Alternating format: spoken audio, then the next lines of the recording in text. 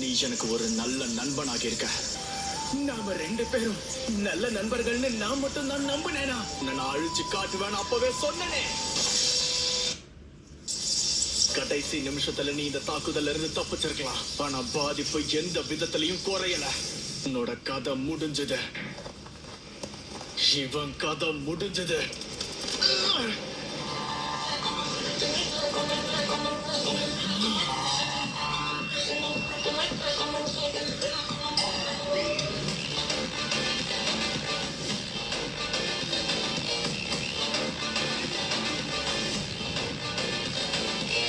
இது என்ன புதுசா இருக்கு?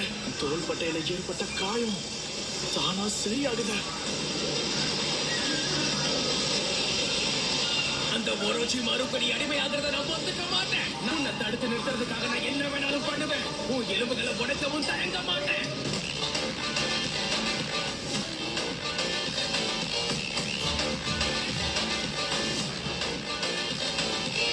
உன்னை நான் போக அனுமதிக்க மாட்டேன். நீ யாருங்கிறத சொல்ல.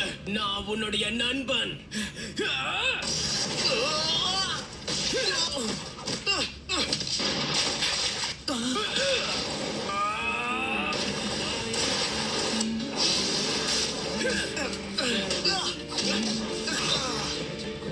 Fire style, fireball jutsu.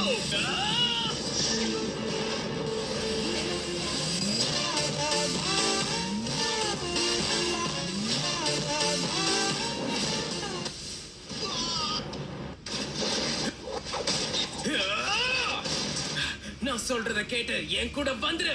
கண் முழிச்சு பாரு சாஸ்கே. போதும் நருட்டோ, வாய மூடு. ஆரம்பத்துல இருந்தே நீ தனியா தான் வளர்ந்திருக்க.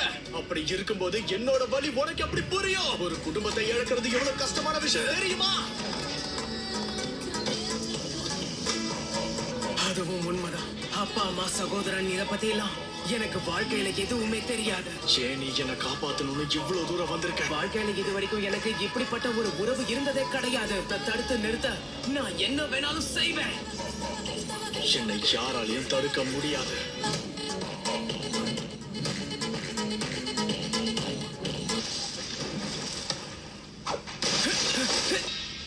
என் பாதையில நான் போகணும்னா இந்த உறவை நான் முறிச்சாகணும். ஆனா நீ எதுக்காக இன்னும் அந்த ஹெட் பேண்ட போட்டிருக்கன்னு நான் தெரிஞ்சுக்கலாமா?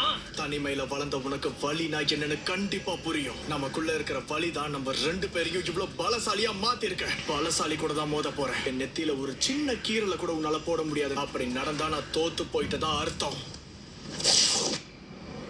என்னால பார்க்க முடியுது.